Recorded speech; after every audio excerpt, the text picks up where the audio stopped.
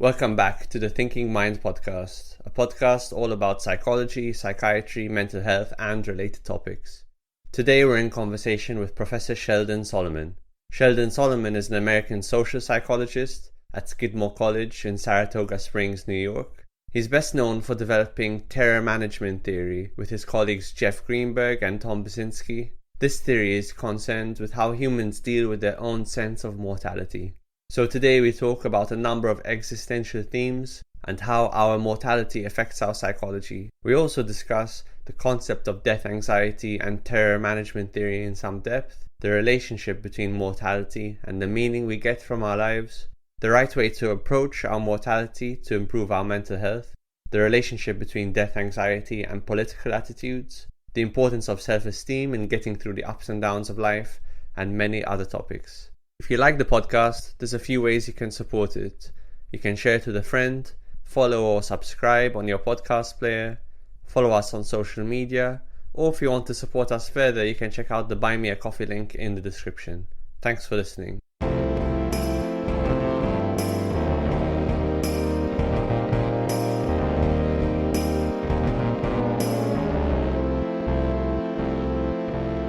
Welcome back, everyone. Today I'm with Sheldon Solomon. Sheldon, thanks so much for joining me.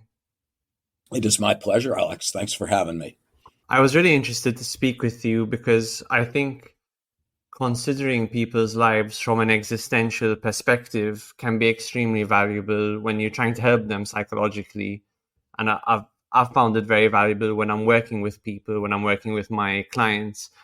And yet, despite that, existential perspectives seem to be largely lacking in the mainstream conversation about mental health.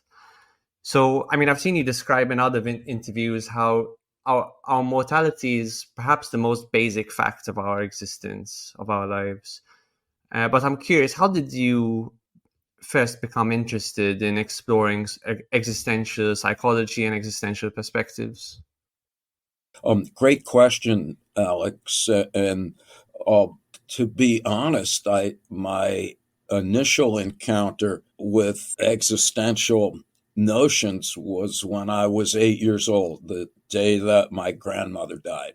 And I just remember vividly the night before she died, my mother said, "Oh, your grandma's sick and she won't be around." And she died the next day. And we were all very sad. And I just remember sitting around that night thinking to myself, wow, okay, well, this means that my mother is going to get old and die someday. And I used to collect stamps, and I was looking at stamps of dead American presidents. I'm like, there's George Washington. He's not here anymore. There's Abraham Lincoln.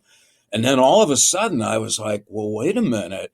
That means at some vaguely unspecified future moment, I too am slated for oblivion.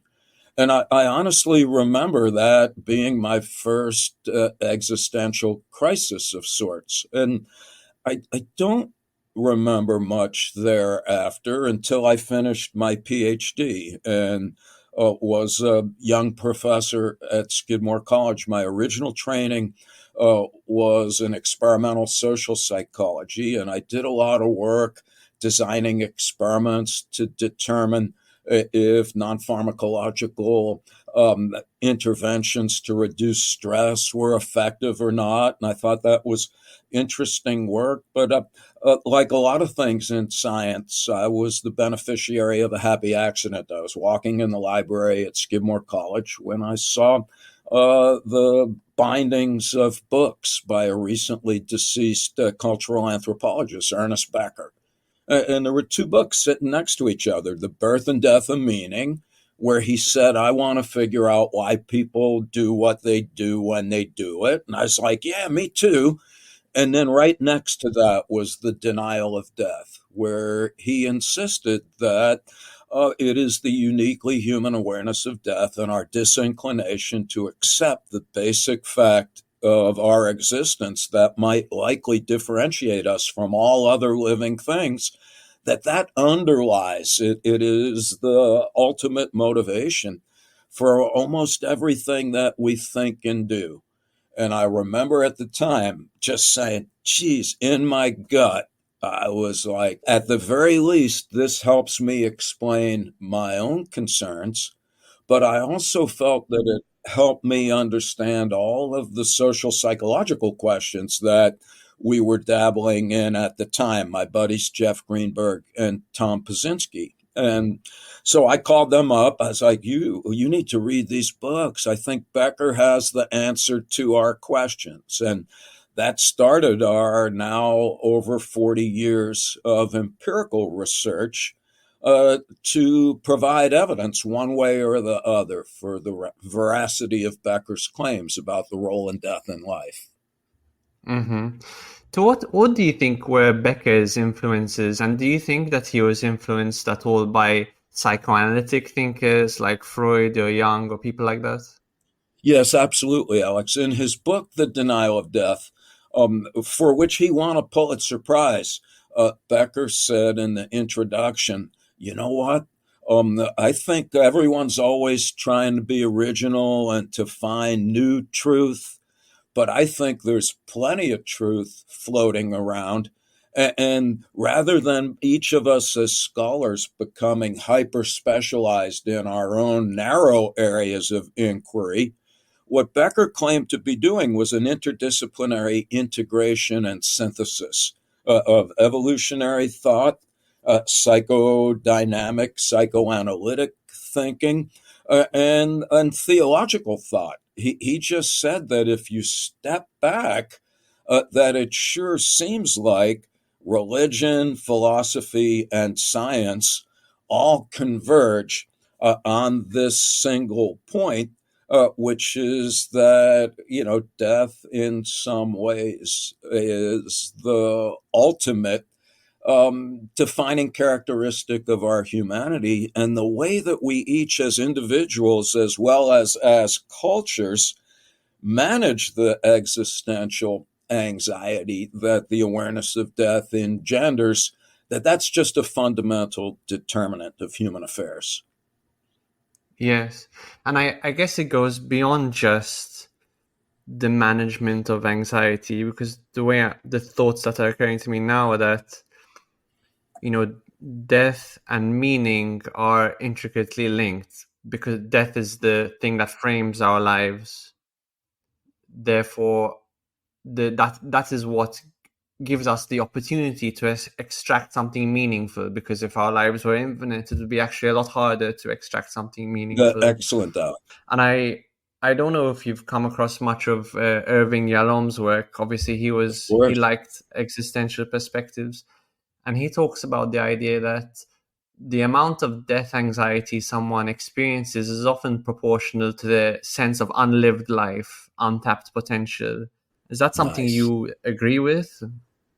I agree with that entirely. Yalom's work, we are very much influenced by his ideas. The existential psychotherapy book that he wrote in 1980 is one of our favorites. And I do like the idea that basically, existential anxiety is directly proportional to unlived life.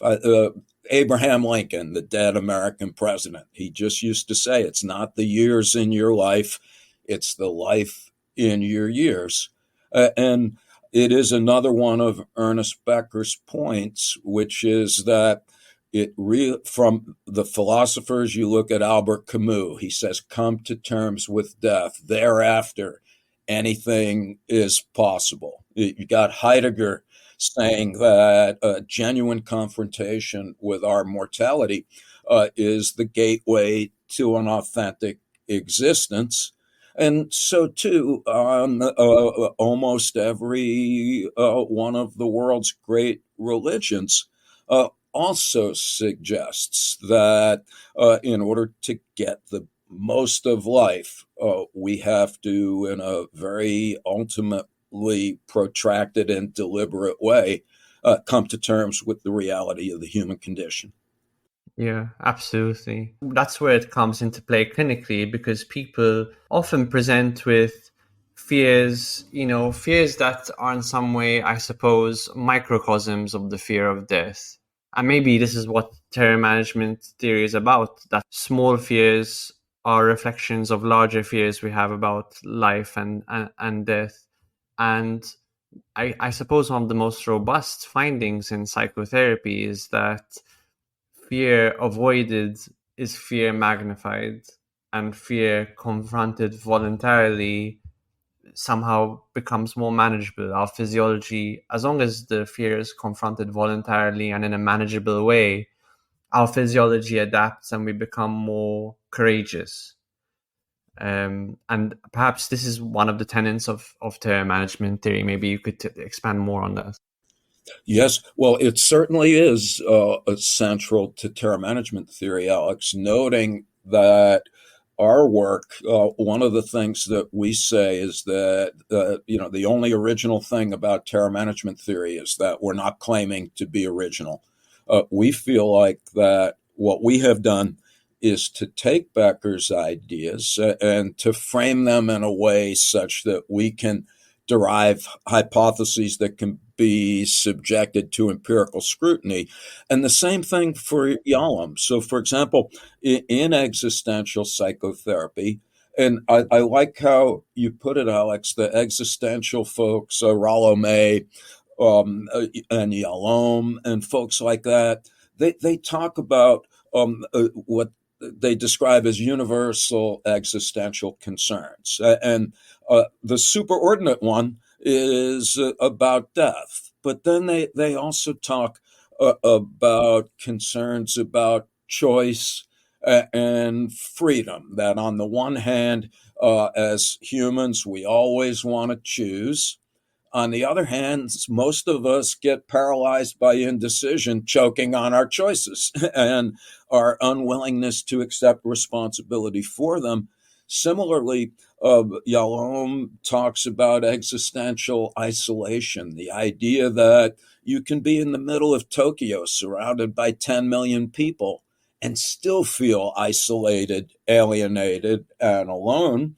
And then finally is the notion of meaninglessness, which I think is often misunderstood by folks, because when the existentialists say that life is meaningless, what they mean is that reality has no intrinsic meaning. And while that can be psychologically daunting, it could also be remarkably uplifting in that it gives us the unique opportunity as individuals and as groups to impose meaning on the world around us.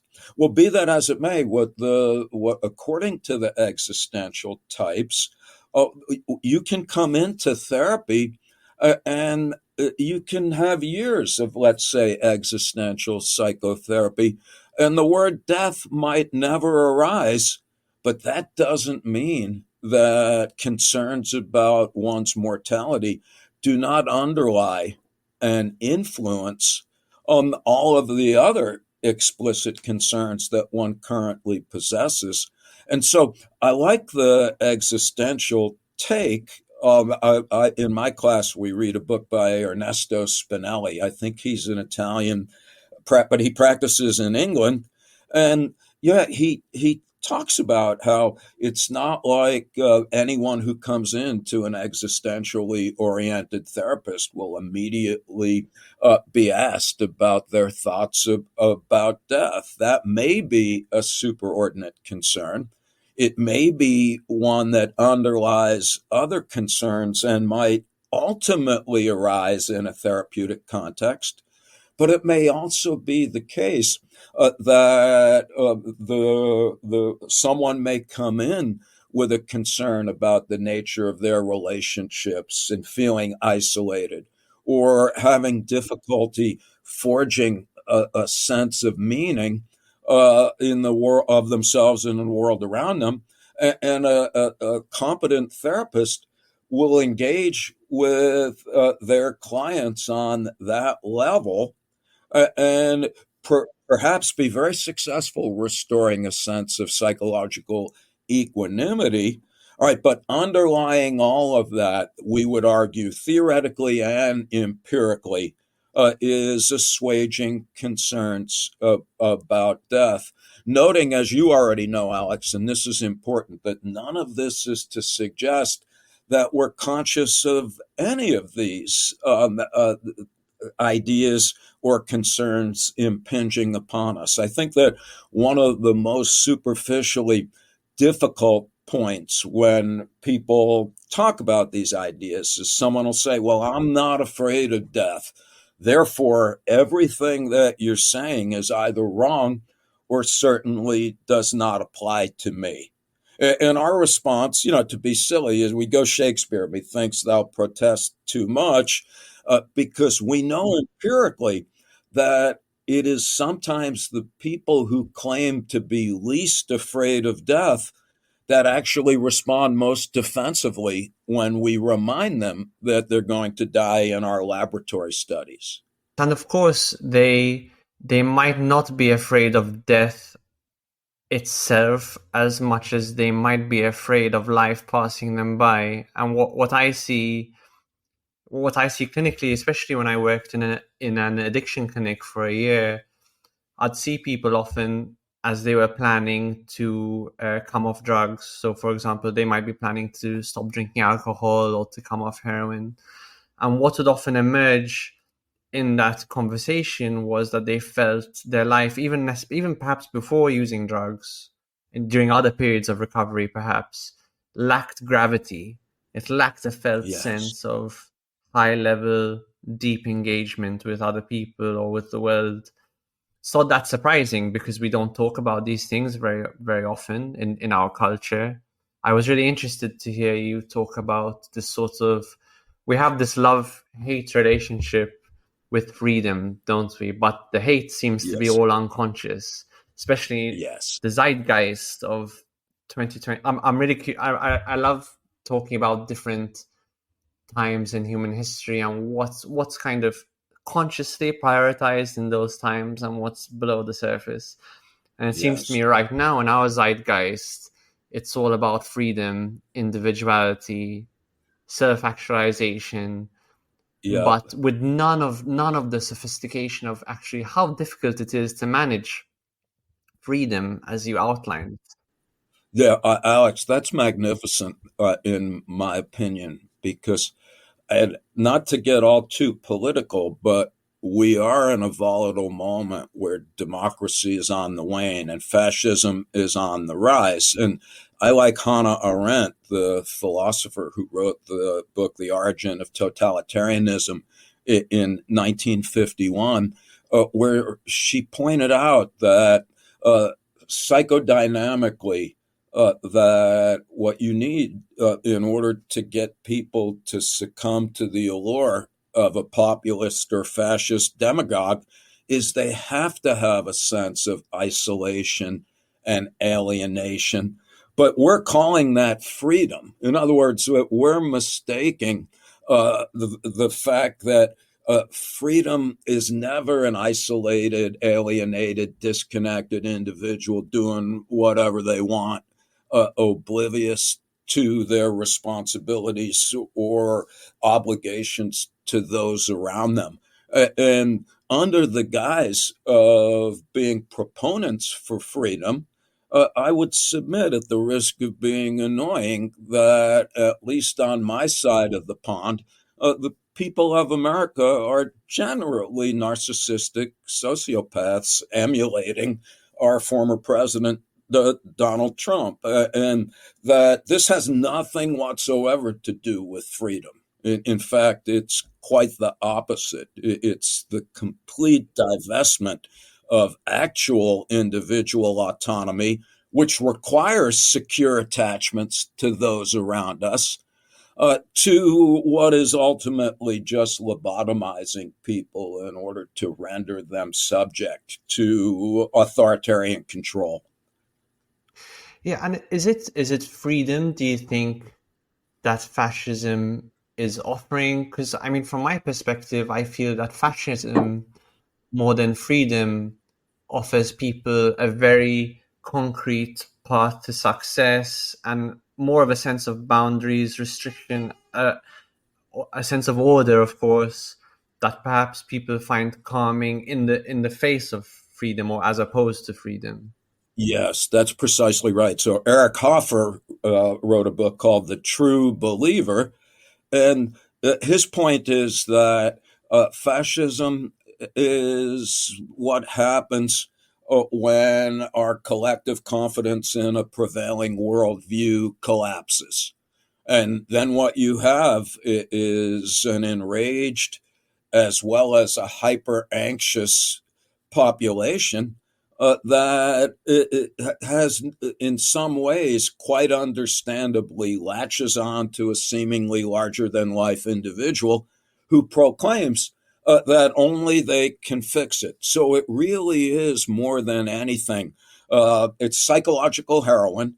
It provides the psychodynamically dispossessed with a strong sense of meaning and value because there's a simple worldview where if you accept it, you psychologically become protected by the larger than life leader. Moreover, all of your problems are attributed to some other individual or outgroup that are declared the all encompassing repositories of evil, the eradication of which would make life on earth as it's purported to be in heaven. Uh, and um, and so this is what I would propose we're now seeing. There's a book I recently read. I don't know if you've heard of this one, Peter Turchin. It's a book called End Times. I just ran into it, and he's an ecologist. It's not a political argument. He studies how societies are built up and how they disintegrate over time. He started looking at animals, but then about 20 years ago, started looking at the dynamics of human societies. All right, and so what he said is societies come and go. Every one of them originates, has its peak moments, and then declines somehow.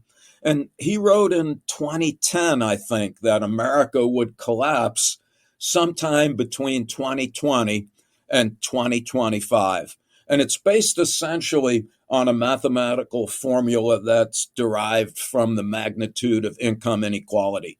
So he's like, look, basically every 80 to 100 years, most societies collapse.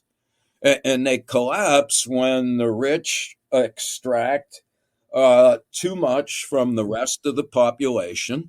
And basically, if the income of the rich keeps going up while that of the average person stays the same or declines, that creates what he calls immiseration, which he says he's not. I'm not being fuzzy here. He's like, people become miserable. They actually get shorter. Their height declines.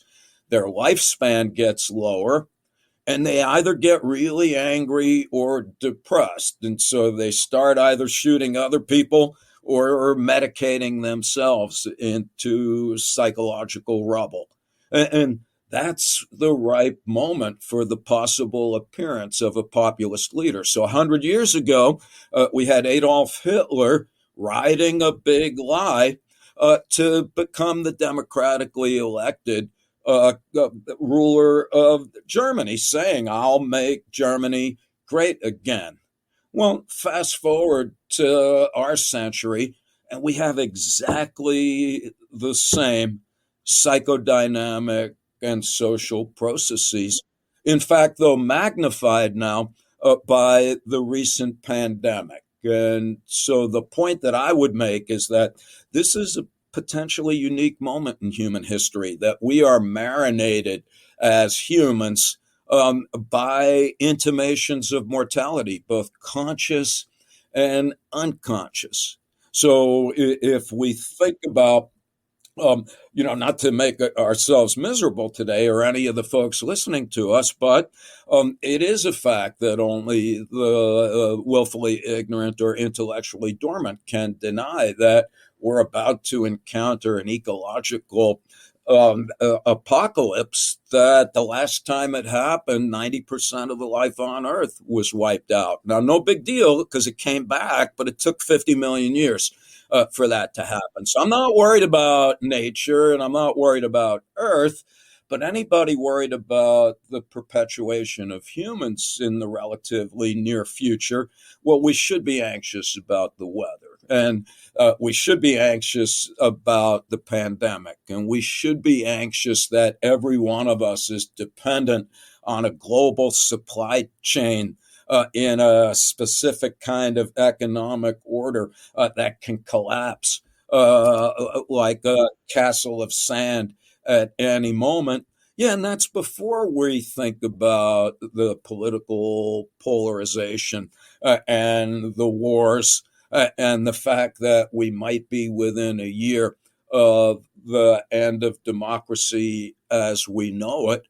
So I think all of those things, and for many people in Western countries, the students that I teach in the United States, when I say to them, look, you're the first generation of people in the United States that will not be better off than your parents.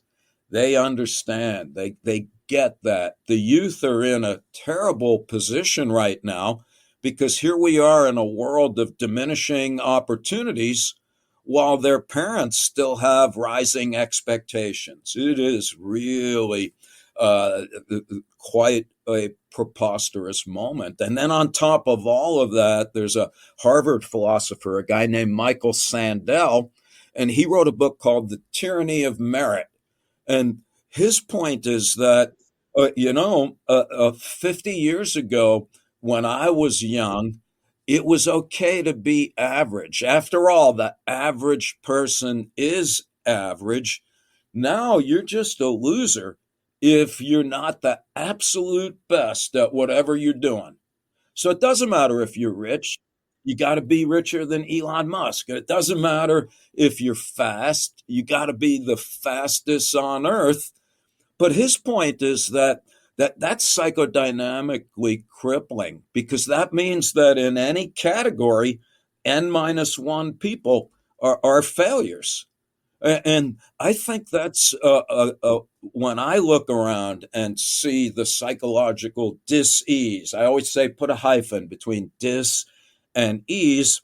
And I see the young people just desperately apprehensive, really pervasively preoccupied about whether or not that they are adequate as individuals. And I'm like, wow, yeah, in the world that you subscribe to, I don't see how you could feel anything but inadequate. And so I think we've got a lot of work to do because, on the one hand, we're surrounded by death, conscious and unconscious. On the other hand, we are embedded in cultural worldviews that incline us to aspire to things that are frankly unattainable. And to definitely not think about death while you're trying to aspire towards those things. Be as Nice. distracted as possible. Yes, so there you go, Alex. And we know because we've done experiments is that when young people are reminded that they are unlikely to attain the levels of their aspirations, that makes unconscious death thoughts come more readily to mind. And so that shows empirically that what's ultimately at stake here, whether it's conscious or not, are death-related anxieties. Mm-hmm. If political ideology like fascism exploits perhaps what you could call the terror of freedom, Yeah. other political ideologies like communism or more left-leaning political ideologies, are they exploiting more or less that same vulnerability, or are they exploiting different psychological vulnerabilities that we have? Yeah, no, I think that the extreme left and right are fairly identical in that regard. We just don't have that much on the extreme left anymore. In other words, Right. Russia, they don't purport to be communist in any meaningful sense of the word. And so, yes, but I would say that the ideologues on both sides are different sides of the same psychological coin. How about? Yeah, I mean, I wonder if communism, extreme communism and extreme fascism, they can certainly resemble each other as an outcome, and yet the paths are kind of different. And I wonder if the path to communism partly will exploit the terror of freedom, because any ideology helps us escape the terror of freedom, but also I feel communism helps satisfy a need that everyone has for maybe a sense of communal justice, a sense of fairness, our need for like an ultimate compassionate society where not only you can succeed, like perhaps in a more fascist society, but everyone gets to succeed, so there's an alleviation of guilt perhaps.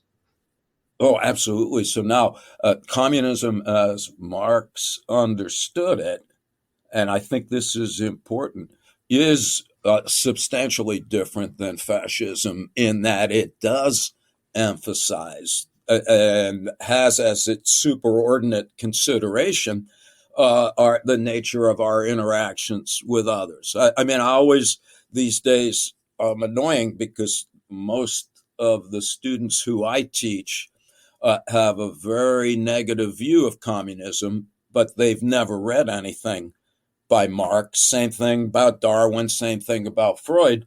But anyway, back to Marx, and I remind them, I was like, look, the word communism comes from community. Marx didn't make that up. He got it from Aristotle, and Aristotle's notion of the good life was really a couple of thousand years ahead of its time. In positive psychology these days, they call it flourishing. And there's a really, I think, important work that demonstrates the extraordinary potency of that notion.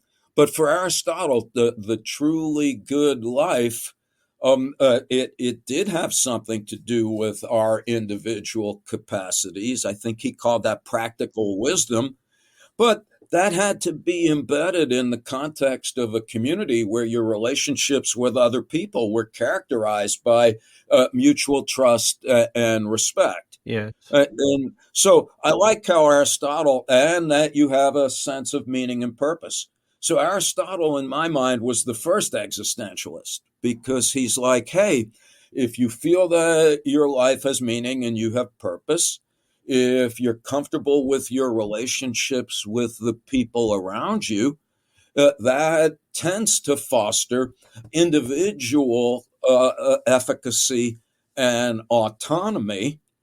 But here, once again, this sense of freedom, this sense of autonomy, this sense of personal control is an embedded manifestation of being securely surrounded by a cultural worldview that infuses your life with meaning and value and relationships with your fellow human being.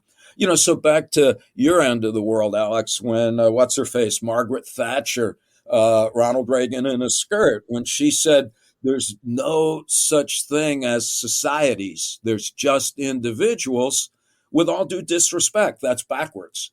There's no such thing as individuals, except as we emerge from a psychodynamic interpersonal matrix. Individuality at its best is a reflection of secure attachment. It's not that we're functionally independent of those around us. Right.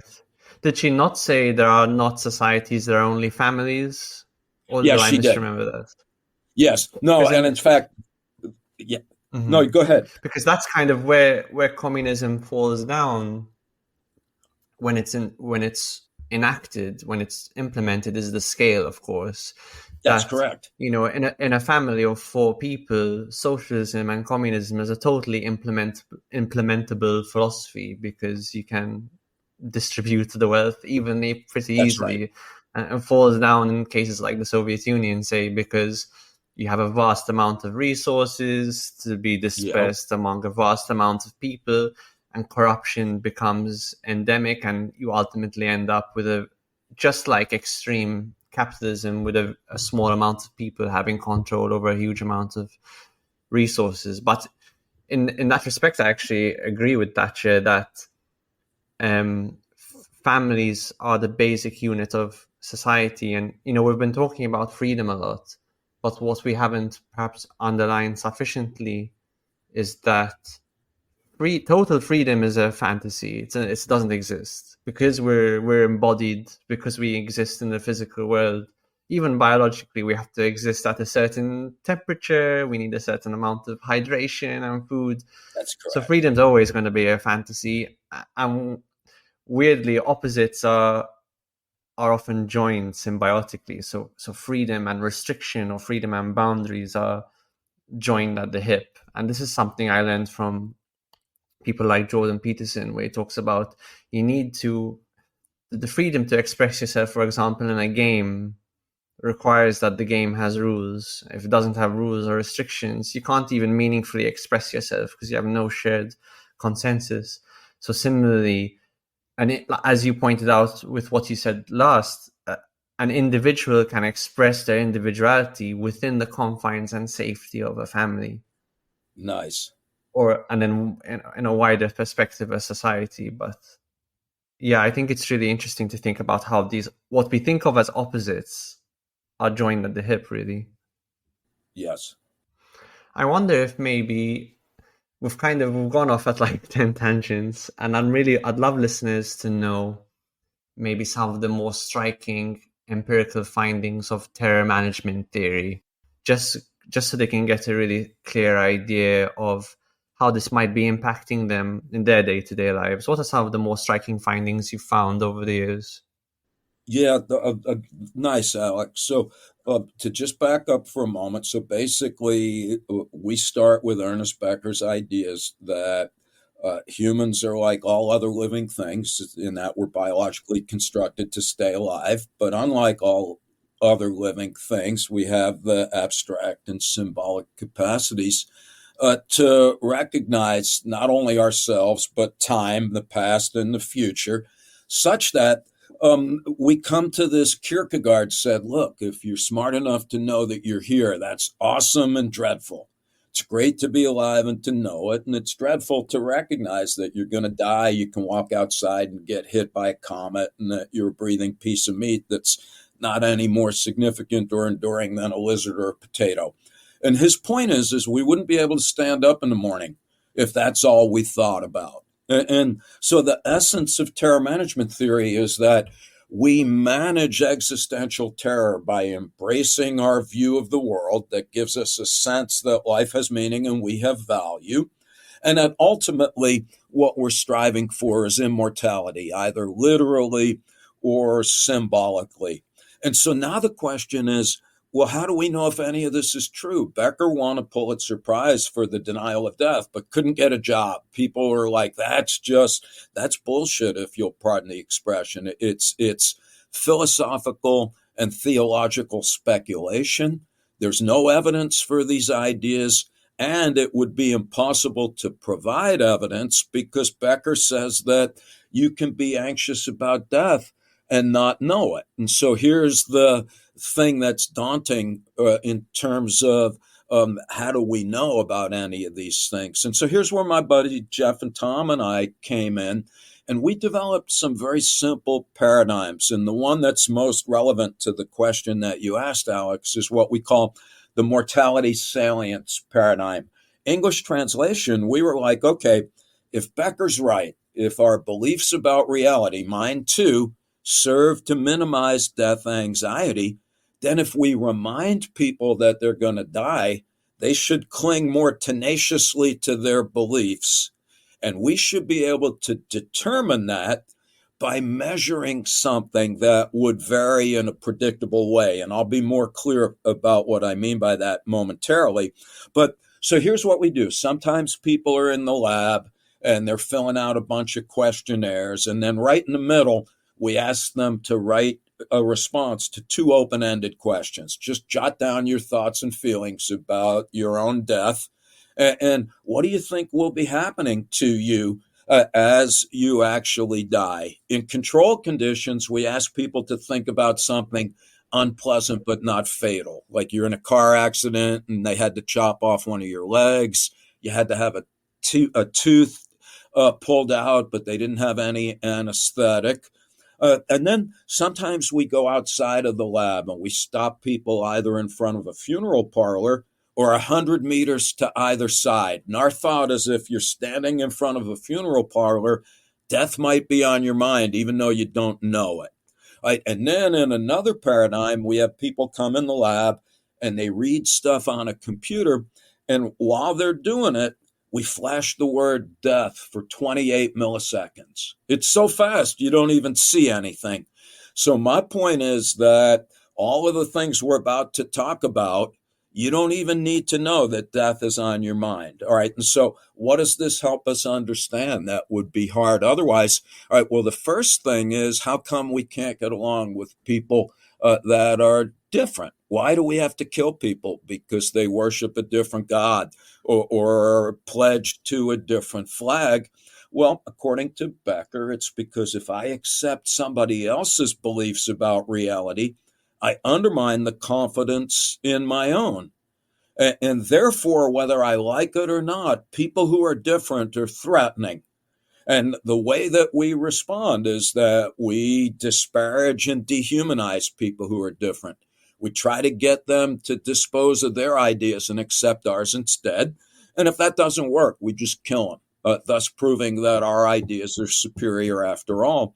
All right, so how do we know if that's true? Well, when we remind Christians, for example, that they're going to die, they like Christians a whole lot more, but they hate Jewish people. In Israel, if you remind Jewish people they're going to die, they love Jewish people more, and they hate Christians and Arabs.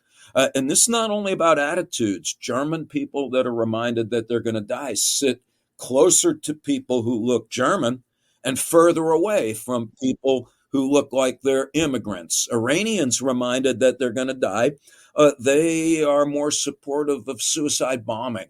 Americans reminded that they're going to die are more supportive of using nuclear and chemical weapons against countries who don't threaten us. So that's one area that I think is interesting, and that is that death amplifies our hostility and hatred towards those who are different.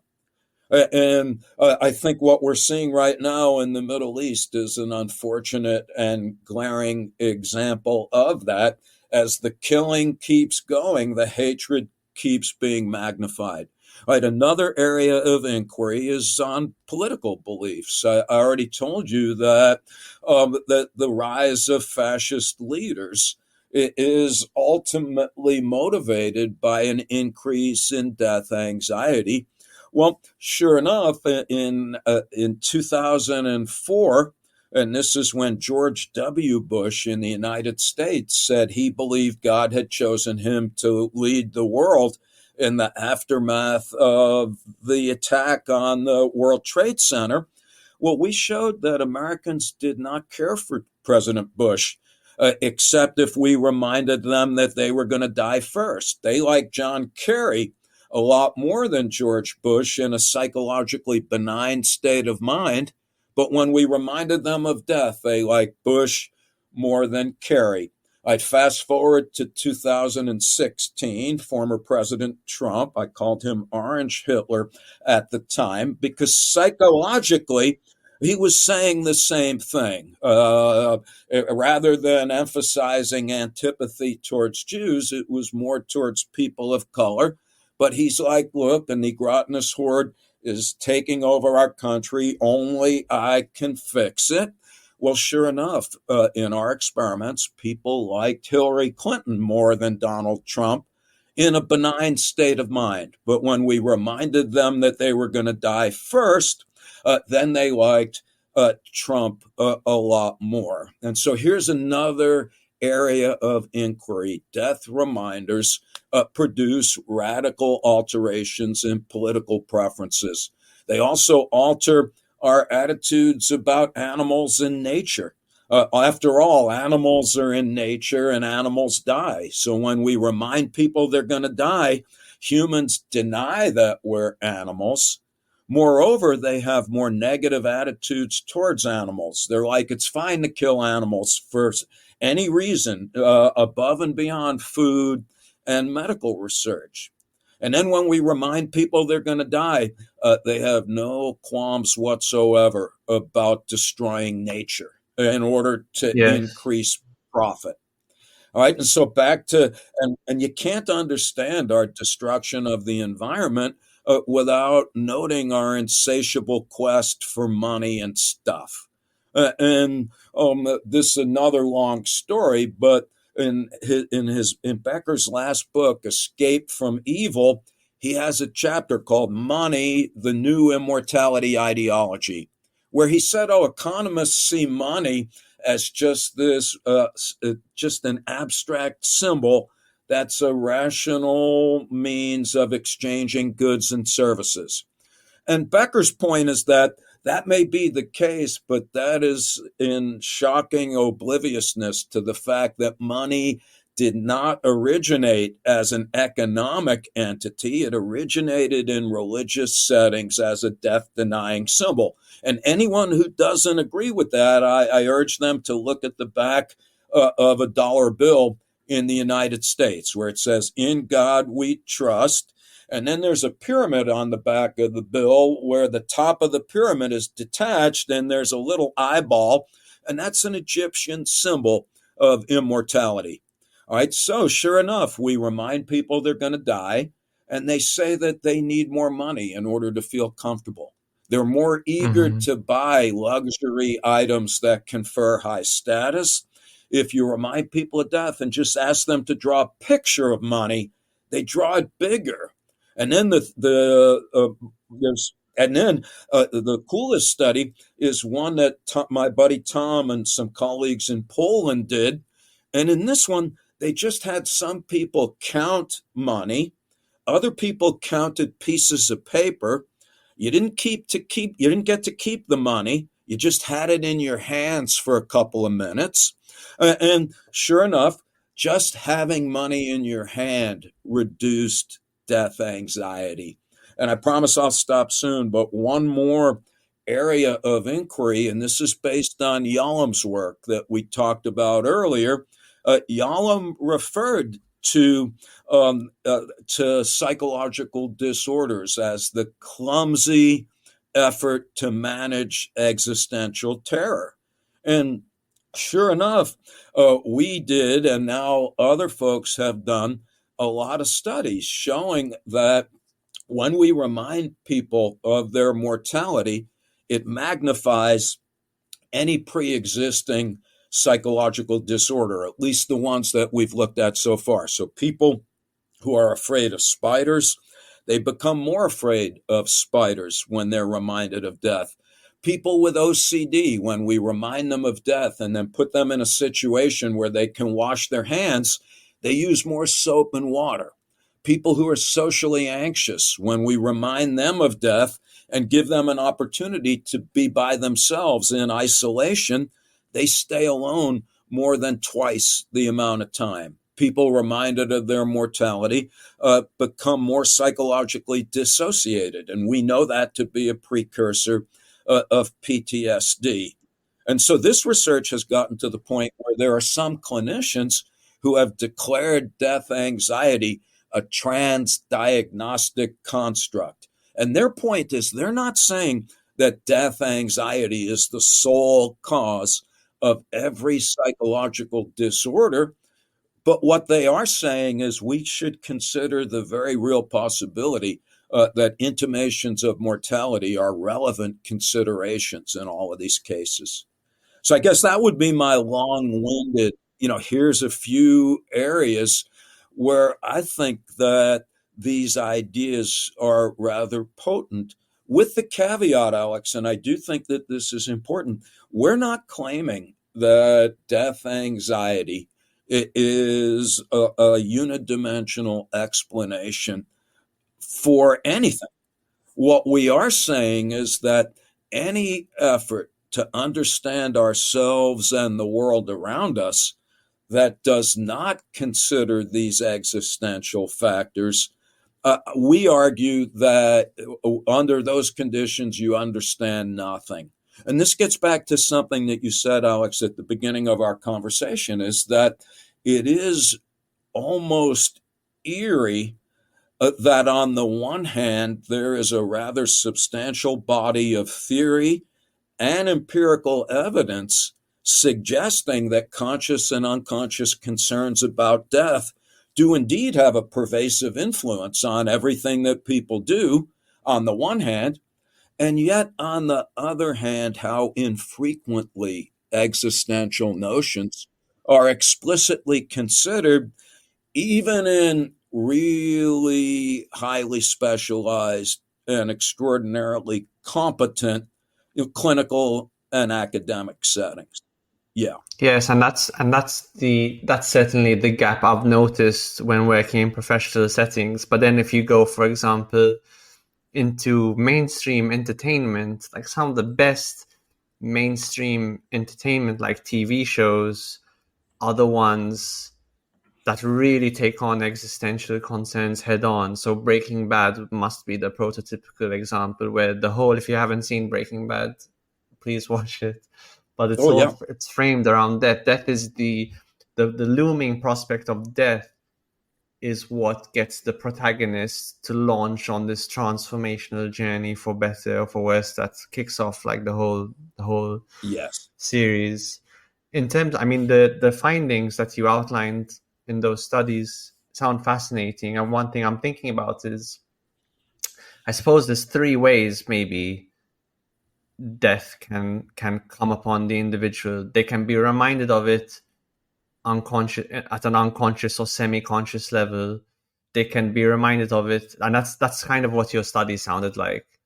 They can be reminded of it very consciously, like, here, we're going to get you to think about death, here you go, here's some death, and it's kind of involuntary but conscious. And then I suppose a third category could be conscious but voluntary. And I wonder, do you have studies that have made distinctions between the manifestations, the psychological manifestations of those three categories of death that is forced upon people unconsciously, forced upon them consciously, or that they're allowed to step into consciously? Yeah. Alex, again, magnificent. And you did it. So we basically, in our work, have established empirically the distinction between conscious and unconscious when it's, as you put it, when it impinges upon us involuntarily. And that inspires a dynamic interaction between what we call proximal and distal defenses. So basically, if I say to somebody, wow, you're sneezing, maybe you should go to the doctor and get a COVID test to be sure you're not, you don't have the virus or whatever. Well, that would be a proximal defense. That would be, okay, I want to be sure I'm not actually dying. Right. And Yeah, then and of course, it's not just a psychological defense mechanism; it's an actual defense mechanism because it there you might go. prevent you from There dying. you go. So that's correct. This is an instrumental and generally rational approach to staying alive.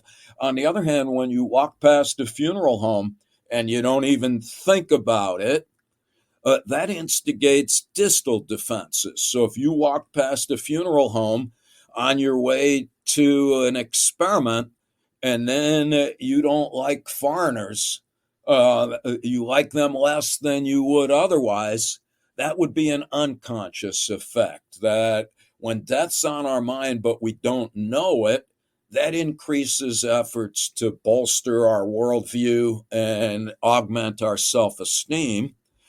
And then what you pointed out is the ultimate the amelioration of those processes. In other words, proximal and distal defenses are generally just automatic processes to push death out of the out of our minds.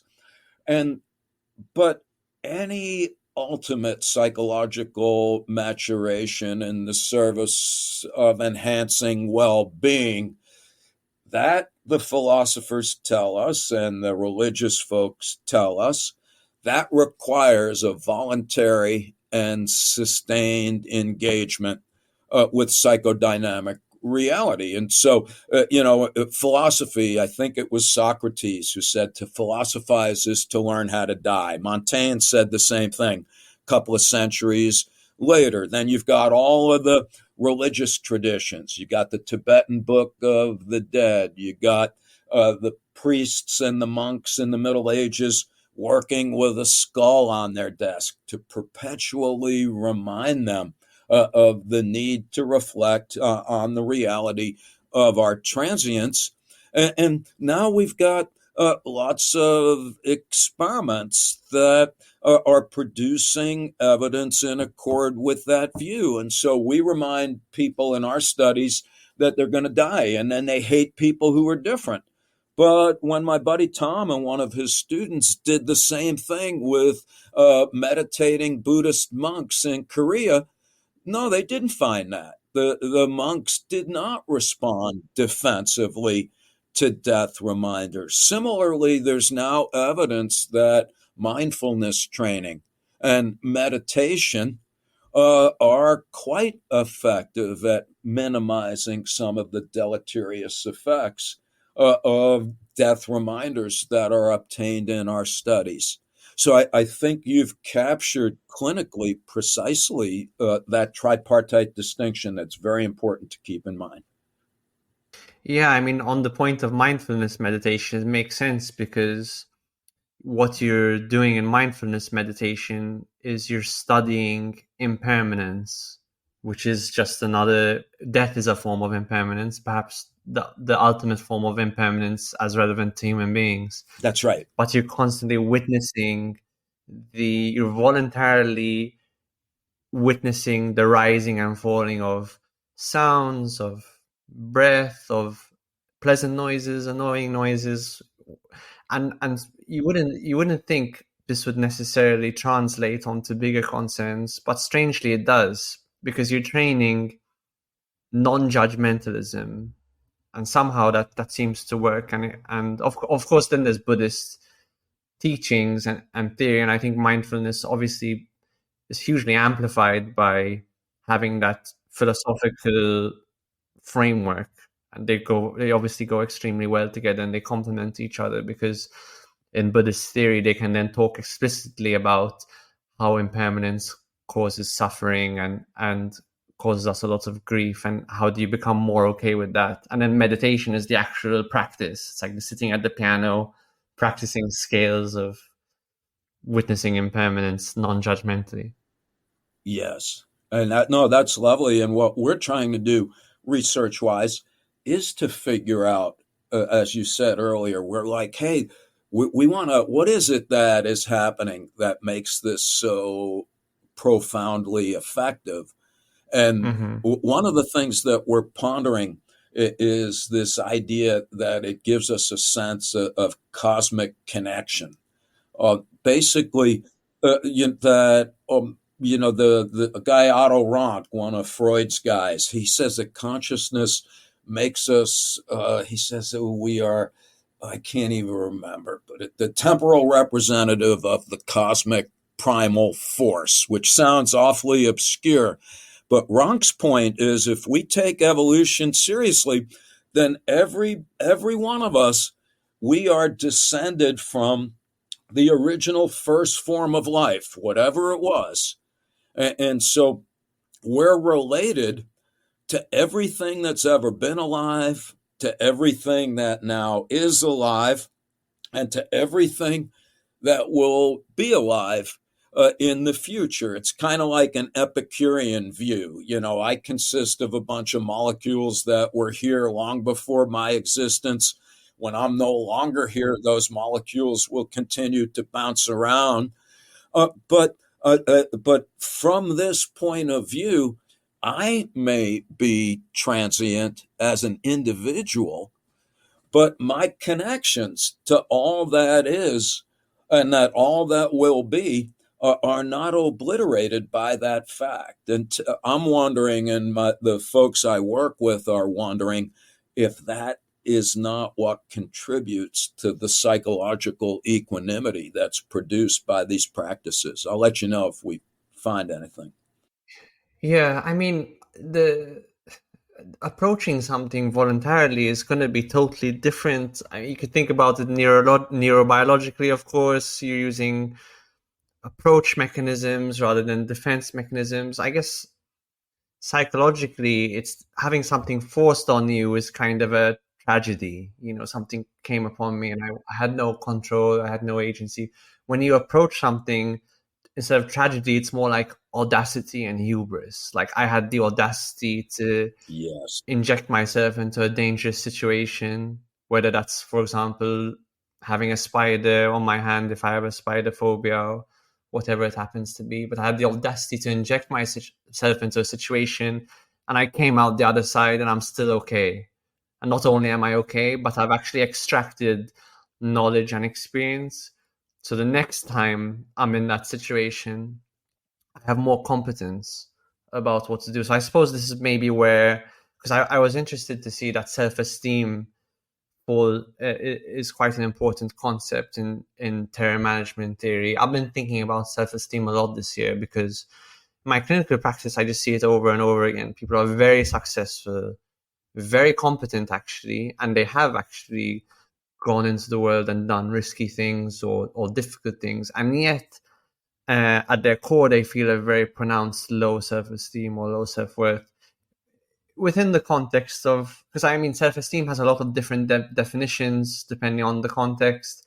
In the context of terror management theory, what is self-esteem and what is its role? Yeah. So we follow Ernest Becker, who in turn follows William James. So William James wrote the first book, Principles of Psychology, in the 1890s, I think. And he said self-esteem is the single most important psychological attribute that humans could possess. And but he didn't go much further than that in terms of defining it or explaining why. He just said, I think for a human, self-esteem is as fundamental as fear and anger are for the rest of the organic world in terms of being able to stay alive and to have a successful life. All right, Becker, 80 years later, comes around and he defines self-esteem as the belief that you're a person of value in a world of meaning. And then he proposes that the primary function of self-esteem is to minimize anxiety, particularly about death. And these were the first studies that Jeff and Tom and I did because we thought this was, we knew how to test that notion. We manipulated self-esteem momentarily by making people feel better about themselves, either giving them feedback about their personality or intelligence that they would welcome. And then we threatened them with electrical shocks while we measured physiological arousal. And we found that when self-esteem was raised and people were expecting to be shocked, first of all, they said they were less anxious, but who cares about that? You can always misrepresent your feeling. Even though we took self-report seriously, more importantly, we measured sympathetic nervous system arousal, specifically skin conductance. And we found that people with elevated self-esteem were less aroused in the wake of a physical threat. And we've always felt that that's pretty compelling evidence for the power of self-esteem to ward off existential anxieties. Mm-hmm. I'd like to run past you how I think about self-esteem a little and just see if that resonates with any of the work you've done. I like to think that we need to kind of embrace a bit of a paradox when it comes to self-esteem. One half of the self-help psychology community is all about sort of unconditional self-love and self-acceptance, self-compassion. I think there's a lot of value to that. Yeah. The other half of the self-help self-development world is all about, building confidence, and your self-esteem shouldn't be unconditional. It should be built on results, and you should go out in the world and do stuff, and that's the proof that you're worth something, and that's a sort of self-fulfilling cycle. And I kind of think you need both. There needs to be you need to have a relationship with yourself that has an unconditional nature, where even through the ups and downs of life, because life has so many ups and downs and so much potential for misfortune, you need to kind of have an unconditional sense of self-worth. And yet at the same time, this is the paradoxical part, you need to challenge yourself and hold yourself to standards which slowly creep up across time, so that you can get better and get more confident. Because I think self-compassion can't make you confident. It can make you feel whole, maybe feel good, but it doesn't make you better at things or more confident about entering into situations where competence is required.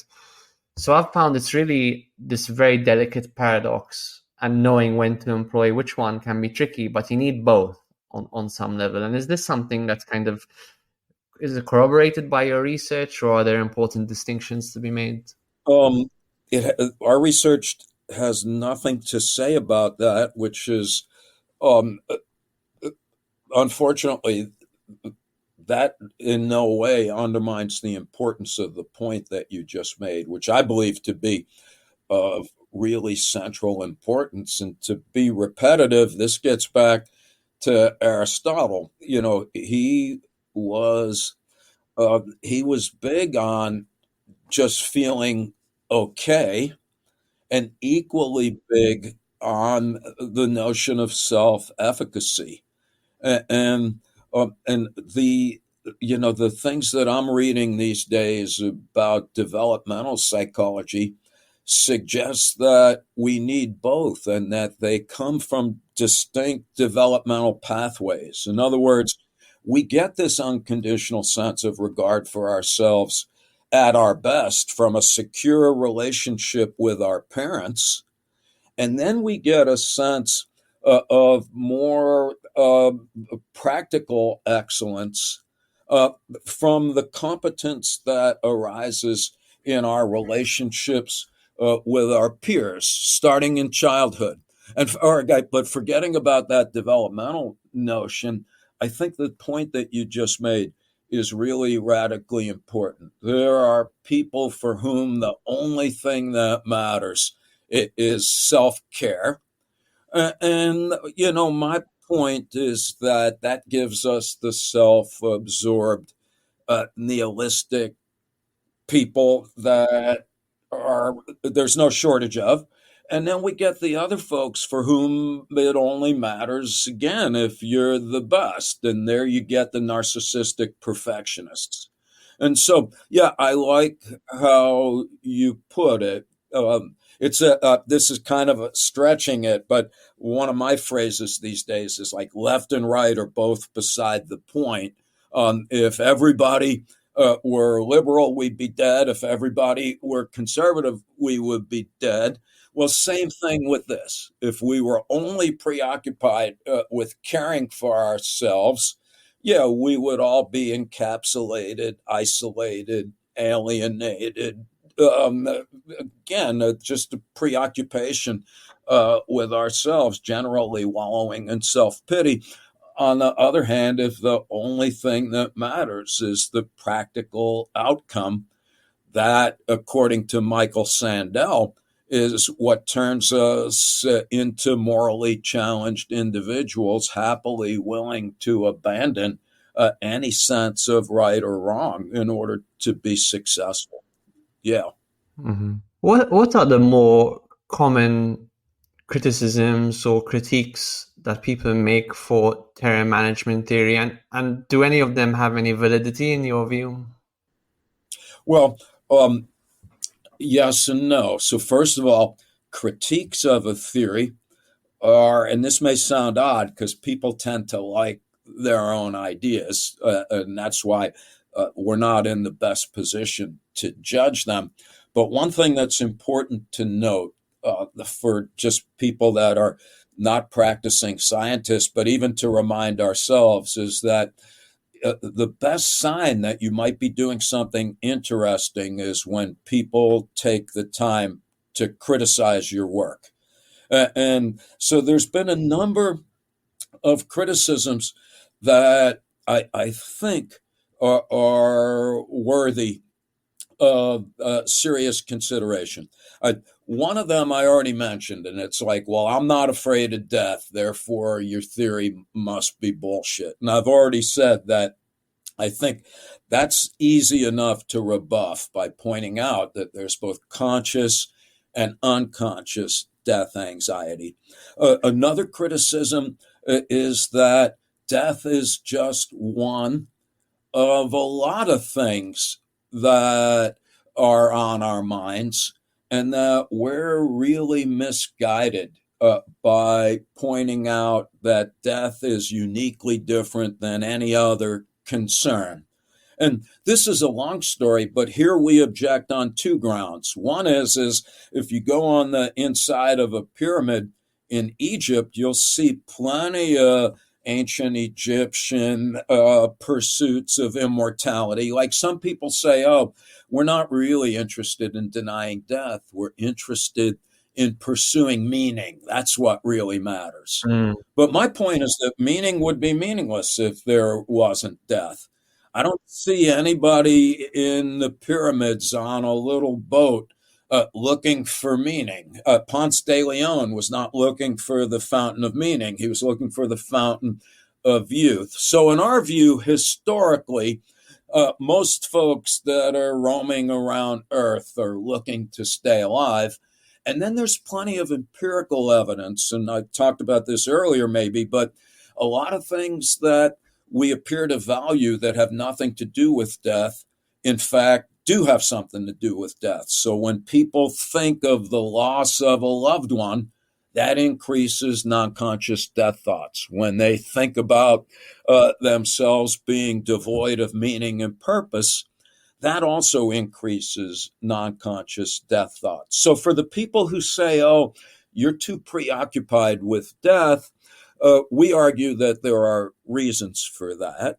And then most recently and most prominently is the wholesale dismissal of terror management theory because of what's called the replication crisis. So now there are people who say that terror management theory is wrong because if you use 21st century statistical techniques, that the experiments that we did 40 years ago are not as potent as we purported them to be at the time. And our response to that is, well, okay, we can't help that. We used the methods and statistics that we were taught half a century ago that are no longer held in the same regard. But that in no way, in our opinion, undermines the validity of these ideas. What it means is that now when people do studies, essentially they need to be done under much more rigorous conditions with much larger sample sizes. And so we're not disputing that we should be using more contemporary methods. What we are proposing is that researchers who do that are finding similar effects, and that moreover, people who are eager to dismiss terror management theory have not yet come up with empirically verifiable explanations for the findings that they're eager to discount. Yeah, so my joke is I'll be long dead floating in a jar of formaldehyde in the front of a science building, and we can't know how scientists 100 or 200 years from now might think of this work. Our point, at the risk of sounding defensive, is it would be premature to summarily dismiss over 1,000 published studies simply because they do not adhere to a set of statistical methods that didn't exist at the time that we did that work. And so, yeah. Yes. So you would obviously encourage these studies to be redone with current methods and larger sample sizes. Yeah, that'd be science, right? Stuff that we did under a microscope. Well, now that there's an electron microscope, well, we can look much closer. And do you get the sense in the scientific community that there is just an inherent inertia to exploring the subject because of the subject matter, because people find it difficult, because there is almost a bit of stigma around it? Yeah, I think so. And again, myself included, but and it does annoy people, Alex, but I often say, well, if Becker's ideas are right, then there should be a particular disinclination to engage with these ideas directly. And yet, uh, having said that, though, and this is not about becoming popular or famous. I don't really care about that. I care about the fact that these are potent ideas that I believe would be suitable for broad dissemination in the hopes that they're of interest and value, both personally and professionally. And we are seeing that happen. Our work was not particularly well known outside of academic psychology. Frankly, until a few years ago when we started getting the opportunity to talk on these kinds of podcasts, which I think are at the vanguard of what is interesting and valuable for the moment. And I always joke, I say to folks, look, if you're having trouble sleeping, I'll send you one of our experiments and you can read about it and you'll be passed out in a paragraph. Most of our experimental papers, have been read by a few dozen people. All right, that's good. But I get the opportunity to exchange ideas with someone like yourself. And I don't care if 10 people watch this or if a million people watch it. If a single person, It's definitely in between those two. I can guarantee it's in between those two. yeah, no, that would be great. But it doesn't, for me, some of the, this has been splendid. And so selfishly to be in an interesting conversation has been a great experience. And yet I do sincerely hope, and I do guess just from looking at some of your other programs, that, yeah, I'm hoping that there's some folks that will find these ideas sufficiently interesting to become dynamically engaged. And while we're talking, I hope folks will feel free to write to me. They know how to use email. I'm in the psych department at Skidmore College. Happy to send you any of our work, including an electronic copy of our book that's called The Worm at the Core. So I hope that this is just the beginning of an ongoing exchange of ideas, including you and I. If there's ever, if you have any inclination to continue this at some point, well, you know how to find me. Absolutely. I think that would be wonderful. I think if there's one take-home message from this particular episode, I like it to have some practical applicability. I like every podcast to have something practical. And one take-home message for this podcast would be, when you're afraid of things, unconsciously or consciously, they actually, if you don't make any movement towards you, they have much more power over you, whether you realize it or not. And if you move towards things in slow, incremental ways, towards things which scare the living daylight out of you, you find your life will probably get a bit better. Magnificent. I like that. Our way, I say that, I'm like, hey, when you try and bury your death anxiety under the psychological bushes, it comes back to bear bitter fruit. And yeah, very nice. Well, Sheldon, it's been wonderful to spend some time with you. Thank you very much, and would love to have you back on at some point in the future. Yes, my pleasure, Alex. And to be sillier, I hope we get to be in the same physical space someday, whether it be on your side of the pond or mine.